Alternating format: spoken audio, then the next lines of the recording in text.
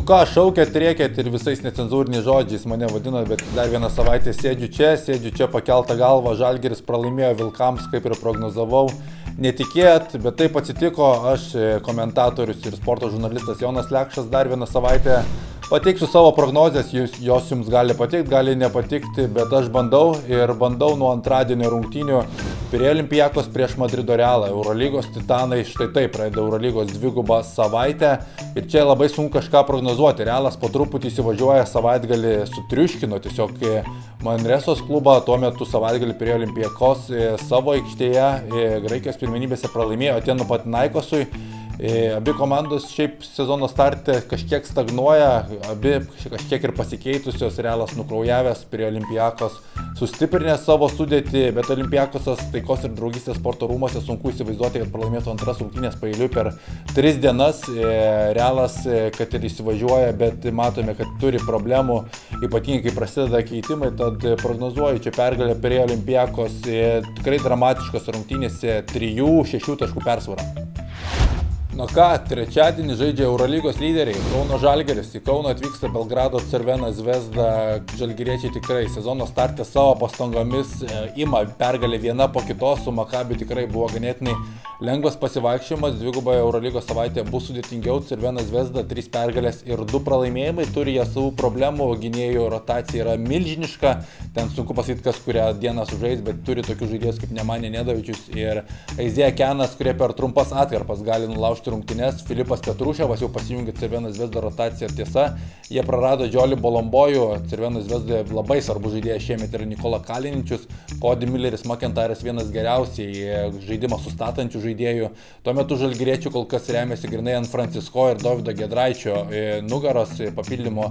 Vis dar nėra, priekinė linija vargsta ir manau, kad reikės labai daug įdėti pastangų, ką Žalgiris kol kas labai gerai daro sezono starte, kad įveiktų Crvena Zvezda, padės ir namų sienos, vis dėlto varžovas šioje sezono stadijoje, manau, kur Žalgiriui gali užtekti tų pastangų, nereikės ypatingo talento nugalėti varžovus. Laukia, galvoju, kad nerezultatyvus mačas ir Žalgiris vedamas Silveino Francisko iškovos pergalę 4-7 taškų persvarą.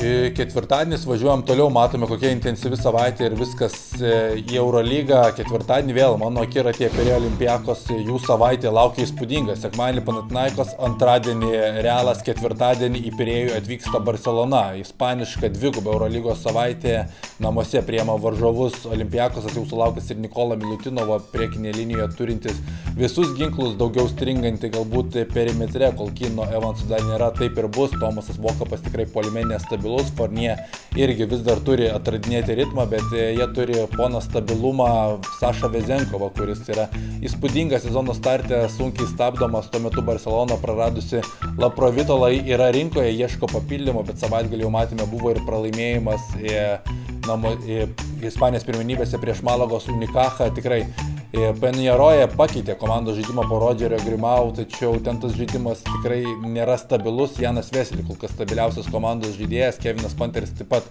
neblogai įsiliejo į komandą, bet manau, kad jie dar neužsiaugino tokio stuburo, kad sugebėtų nugalėti varžovus Pirėjuje, taip kad prognozuoju Olympiakos lengvesnę pergalę negu prieš Realą 7-10 taškų persvarą. Nu ką, žalgiriukas toliau, aš kaip didelis Žalgirio fanas negaliu netikėti, penktadienį į Kauną atvyksta Monako ir Žalgiris, manau, kad šį sezoną namuose su savo pastangomis, su palaikymu, su Andrėja Trinkeri taktikomis yra pajėgus mesti kovą visiems ir net ir tokiems dideliems klubams kaip Monako su Donatu Motiejūnu priešakyje, kaip matėme, kad Donatas Motiejūnas jau pasiruošė Halloweenui iš anksto ir į Kauną atvyksta papuoštas mėlynės po akimi. Vis dėlto pats Monakas, kalbant rimtai, turi nemažų problemų sezono starte, Kalatisas ir Korkmazas nežaidžia, buvo susigrąžintas Jordanas Lloydas, jam reikia vis tiek dar laiko įeiti į ritmą. Elio Kobo sezono starte puikiai atrodo, Maikas Džeimsas banguoja po nugaros operacijos, Donatas Motiejūnas žaidžia 4 pozicijoje ir tikrai Sašo Obradovičiui reikia laiko, kad sustatytų laiminti mechanizmą. Praėję sezonai tikrai jiems prasidėjo ganėtinai užtikrinčiau žiūrinti taip, Žalgiris gali turėti problemų prieš Motiejūną 4 pozicijoje, bet sakau, kaip diena, taip naujiena, būna iš Monako žaidimo, ten stabilumo trūksta, kartais Maikas Džeimsas nori žaisti, kartais jis žaidžia gerai, kartais atrodo trūksta motyvacijos ir tokio Monako tokioje sezono stadijoje manau, kad Žalgiris gali pasiimti daugiausiai gynybos dėka. Maikui Džeimsui turėtų gyvenimą apsunkinti Dovydas Giedraitis ir spėjo, kad Maikas Džeimsas čia nesužais gerų rungtynių, kai Maikas Džeimsas nesužaidžia gerų rungtynių, Monako turi didelių problemų ir prognozuoju dramatišką Žalgirio pergalę 2-5 taškų persvarą. Nu ir ką savaitgalį, kaip rodo vietinis frontas, kad šiemet pateikė mums įdomių rungtynių ir sekmadienį turėsiu būtinai pažiūrėti mačą Jonavoje, kur atvyksta Vilniaus Rytas po tokių rungtynių Lietuvos krepšinio lygio, kur namuose prieš Šiaulius jie vos išvargo pergalę, bet ten buvo NBA lygio mačas 118-109, abi komandos demonstravo įspūdingą talentą puolime, tačiau jokios gynybos, na o Jonavos komanda tikrai yra labai panašaus stiliaus kaip Šiauliai. Mėgstantis bėgti, mėgstantis žaisti greitą krepšinį atvirai aikštelėje su 5 metantis iš toli krepšininkais. Matėme, kad Šiauliai parodė pavyzdį, kad net išvykoje galima mesti tokiu būdu Rytui iššūkį. Rytas bus po kovos čempionų lygoje prieš Sombatėjaus komandą, tai irgi kažkiek galbūt ir nebus 100% susikoncentravęs. Na, o Mantas Šernius tikrai rodo labai gerus rezultatus sezono pradžioje su Jonavos komanda, kur atrodo pilna surinkta NKL žaidėjų, bet tie NKL žaidėjai tikrai duoda rezultatą LKL, gerai pataikytas su legionieriais, Mokiuvenas, Briutonas, Blizniukas, tikrai žaidėjai darantis rezultatą ir aš tikiuosi labai atkaklios kovos. Manau, kad vėl mačas bus rezultatyvus. Utena įmes aplink 90 taškų, galbūt net ir viršių šią ribą, tačiau Rytas iškovos pergalę prie 10 taškų persvarą. Nu ką, šita savaitė tokia, kad tik spėkit žiūrėti krepšinį, žiūrėkite, kaip aš pataikau prognozes, jūs prognozuokite, bus labai įdomu pamatyti, ką jūs spėjate. Aš kaip Žalgirio fanas didysis matau 2-0 ir 6-1 Žalgirio Eurolygos turnyrinėje lentelėje. Kitą savaitę pasimatysime ir pažiūrėsime, ką prašoviau, o ką pataikiau. Palaikinkite, pasubscribinkite, komentuokite ir iki.